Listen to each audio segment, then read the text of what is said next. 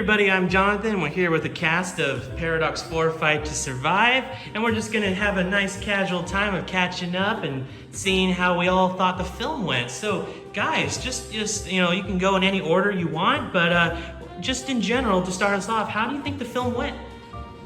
Horrible. This is bad. No, it was great. It was good. It was really good. Yeah, it was a lot of work, but a lot of fun.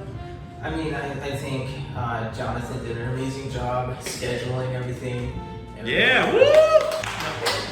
Everybody on set was amazing and efficient, and that's what makes the film work and be smoothly as possible.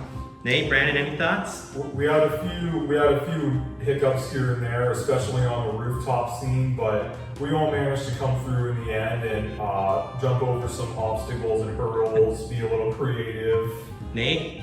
It's glad to be back. Jonathan did a great job with the scheduling, the sets, met some great actors, lovely. I loved it. It was a great experience. What was like, I guess we could just go from my left to your right, but Brandon, all the way to my right, what was like the funniest moment on set? Not just today, but all the days we filmed overall. That's a good question. I'm trying to think back to all the times. As you think, let's ask Nate, what do you think? The funniest time on set was finding out it wasn't actually footage, but one of the set locations for Jonathan was burnt down.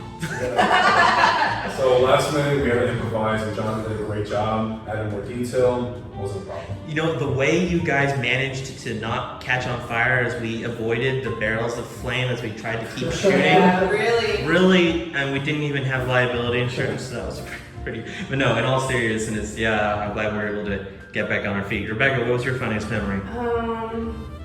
Probably all the times Brandon beatboxed at random times. You stole my shit.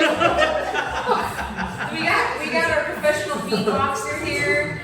Yeah, that was pretty good. Brandon, hit us up, go. Alright, the funniest part for me was how many times I annoyed Jonathan by beatboxing. No, I was telling you beatbox right now, hit us up, go.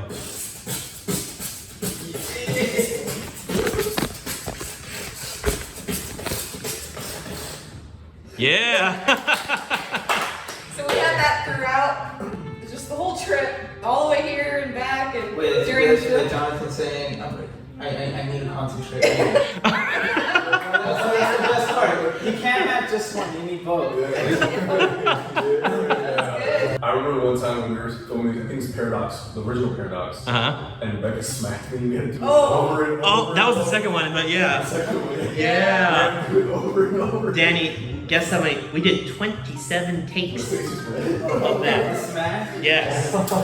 Because I had to go. He said don't hold back, so I'm like, Well, I had to go and try to make them do an entire scene by memorize, which was quite difficult, but yeah. I'm gonna splice that in here. Gary. Listen to me! I've had an invisible wall blocking my door and stairs. You gotta listen to me, Rachel. What? Oh! You have to put that clip right now. Yeah, I will. Now, okay, so similarly, how do you guys feel working with each other? Because for some of you, this is the first time working with someone else. How do you feel you bounced off each other and, you know, helped each other act? Any thoughts on that? We had great chemistry. The lovely Danny was co-natural. Brandon too, amazing. And Rebecca as always. Well, I mean, for me is, you know, I've worked with Rebecca before, but, you know, with these two, you know, it's the chemistry and, you know, working in different productions with different people, you learn from them, and, you know, their energy is just so great. You know, you bounce that energy back and forth, so the energy's never down, it's always up. So And if it's ever down, we got our beatbox put it in, it comes right back up. Yeah, the chemistry's good, and like he said, like we work together in theater actually, and so being able to work with him in film now has been great. Yeah, we all bring a different type of energy to the set, and I think we all give something different. You know, Brandon gives us our energy mostly, and you know, Danny gives us some really good ideas, and you guys all really, I don't even know what I'm trying to say here, but you all bring something different to the table. And similarly, Nate, it was really great to get you back, because for those that aren't too familiar with the Paradox series, he wasn't in the 3rd and 4th movies. Now, I know it's confusing, but this is really the 5th movie, but it's because the other one was an offshoot. But basically, he wasn't in it for 2 movies. So to have him come back, especially because this feels like the final one to me. I know I've said that for like the last 3 films, but chronologically, this is the final one. If I ever do another one, it's gonna be similar to the previous one Danny was in, which was like an offshoot. So this is definitely, positively, the final one in the order of things. So it was great to be able to have Nate back to close that off, you know, and then also to be able to find a way to weave Danny into the story, because he was in an offshoot movie, so to bring him into the main cast was great as well. I forgot what my question was, but that was just... Well, I just want to add that, you know, when you brought me along for Matthew, I saw the original one, so it's nice to work with the original actor. You know, and it's a little embarrassing, but I just want to say, ironically, all of this is possible because of my mom. Because, and I'll tell you why. Because when I was like 4 or 5 years ago, when I had just met Nate, and I wanted to get him involved in the movies, but I was working on I think it was a Sherlock Holmes movie I was working on, and I was like, I want to cast Nate in a main role, but like I hadn't seen you act yet, and I wanted to find a way to test you and see how good you were. So my mom's like, why don't you just make like something real short and quick and star him in that, and if it doesn't work out, then just don't talk to him again. Well, she didn't say that. She didn't say that. But you know, to some effect, you know, see how it's gonna work out. So I thought, okay, I'll just write this little 9-minute movie called Paradox. Not only did you do great, but everyone's seen, and that's when my views shot up on YouTube. Like, it was better than ever. In such a little 9-minute film, did so much better. And obviously, you know, then I turned that into, you know, longer and longer and longer movies. And here we are now down the road, 5 years, 5 movies. So, I mean, yeah, it all started from there, just like a little test film, basically. So we really came a long way. Nate for not failing.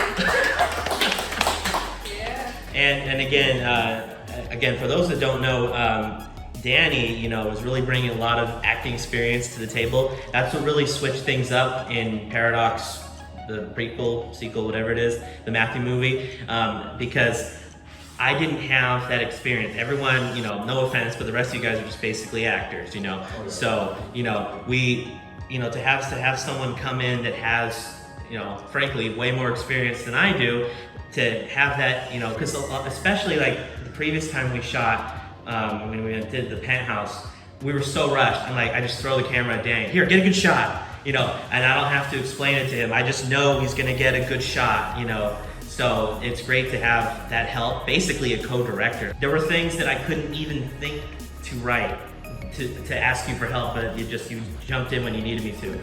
So yeah. Oh yeah, how about the setting? This is the first time I've really gone out of my way to get really nice sets and rent them. What are your comments and thoughts about all of these sets we've gone to? It's lit. It's got a nice view, got a nice place to film in, different vibes, a whole new chapter, because I just didn't want to film in the same place again. So here, you know, it's really a whole new movie. Yeah. Jonathan always talked about getting sets out in LA, and I was really excited about when I heard him talk about that, and then finally it just happened. And it was better than I could have imagined, honestly. I mean, we got amazing views of LA and the cities and all these big buildings. Got to change up our life's pace a little bit, get to see all this stuff. It was pretty awesome, and getting to meet these 2 guys was insane. They're super nice guys and super loving and caring and just understanding, charismatic dudes, and it was great casting with everybody, and of course Rebecca too. Yeah, she was here too. Yeah, I've known her for years. I feel like it just added more to the world, you know, because the first location, you know, it's a huge location on its own. Mm-hmm. But, you know, having all these different settings in the city, Yeah. it just builds the world to what Paradox is, you know.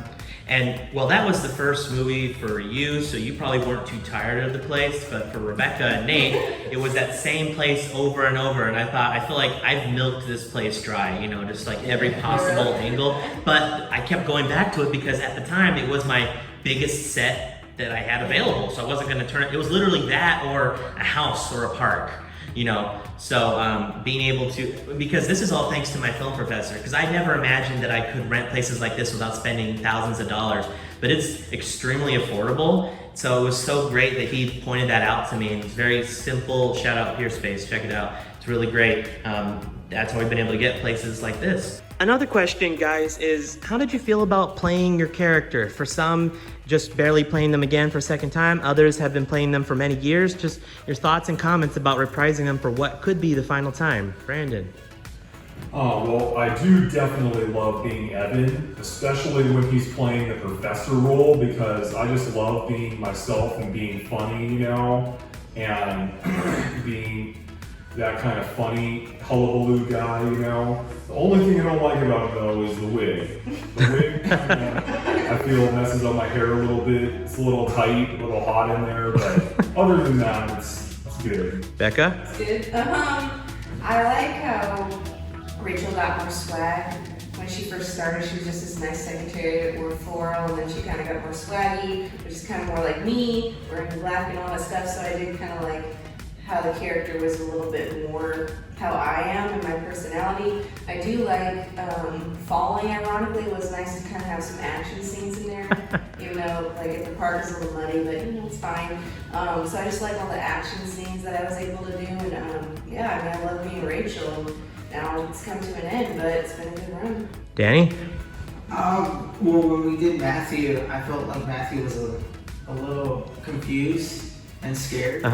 And in that film, you know, he grew to be more understanding of Yep. the situation.